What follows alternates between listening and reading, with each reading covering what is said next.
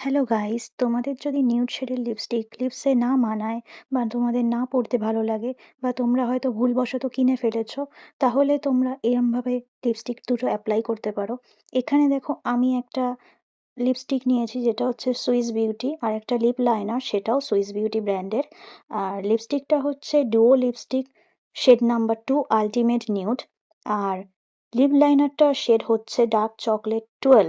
আমি মেনশন করে দেবো ভিডিওতে, তোমরা দেখে নাও। আর তোমরা যদি লিপস্টিকটা অ্যাপ্লাই করে ডুও লিপস্টিকের যে কোনো একটা শেড অ্যাপ্লাই করো নিউড শেডের, বা তোমাদের কাছে যে কোনো যদি নিউড শেড থাকে এরকম লাইট পিঙ্ক কালার বা লাইট ব্রাউন নিউড কালার, তো তোমরা এটাকে অ্যাপ্লাই করে নিতে পারো ঠোঁটে।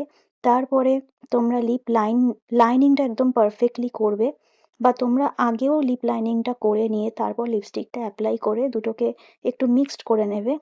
তাহলে দেখো একটা খুব সুন্দর লিপ শেড তৈরি হয়ে যায়, ব্রাউনিশ নিউড, খুব সুন্দর লাগবে।